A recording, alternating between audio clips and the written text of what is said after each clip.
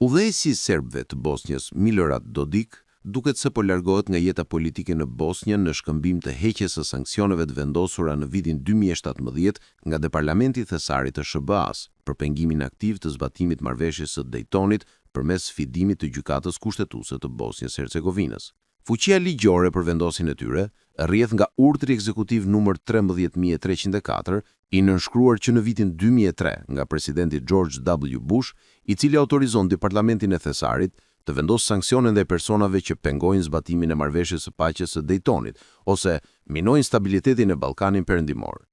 Sanksionet përfshinin ngrirjen e çdo pasurie të Dodikut në jurisdiksionin amerikan dhe ndalimin për qytetarët dhe kompanitë amerikane që të bënin transaksione me të.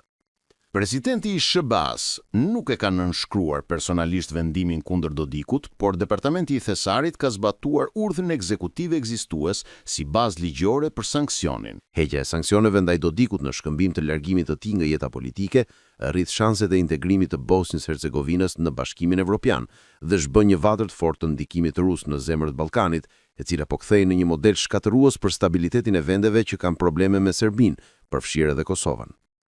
Heqja e sanksioneve kundrejt largimit nga politika, në një farë mënyre,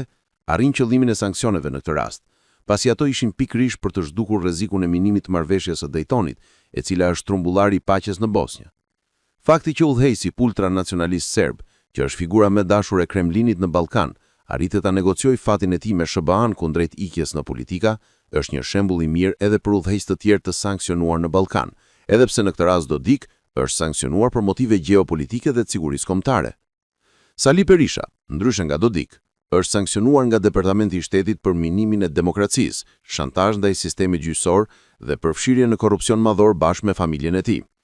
Deri më sot asnjë sanksionuar nga Departamenti i Shtetit nuk është liruar nga sanksionet, ndërkohë që të sanksionuarit nga Departamenti i Thesarit e kanë praktik normale rishikimin e sanksioneve kundrejt reflektimit në politikat e tyre.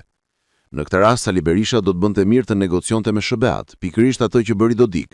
të largohej nga politika ai dhe familjarët e tij të sanksionuar, të çlironte energjitë e reja në PD dhe të çlirohej nga sanksionet, edhe pse ato janë të mbështetura në historinë e tij 35 vjeçare kundër demokracisë në Shqipëri dhe kapjes së shtetit. Por me që ai vuan më shumë ndarje nga historia se sa nga pushteti, do të ishte një shans i mirë për të që të provonte se nuk ka ambicie për pushtet, as ai, as familjarët e tij të sanksionuar, dhe se janë gati të tërhiqen në jetën e tyre për të lënë të lirë opozitën dhe PD-n të zgjedhë vetë fatin e saj pa e lidhur me fatin e sanksioneve të tyre familjare.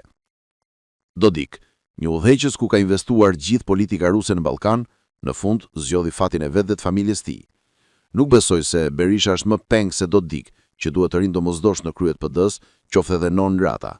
Pavarësisht dëmeve që i ka sjell këtij vendi, minimit demokracisë qysh nga viti 1996, zhytjes së vendit në anarkie dhe vëllavrasje, përfshirjes së tij dhe familjarëve të tij të korrupsion madhor dhe shantazhimit tyre sistemit të drejtësisë, ai mund të marrë shembull nga Dodik, se si të negociojë fundin e tij politik me dinjitet.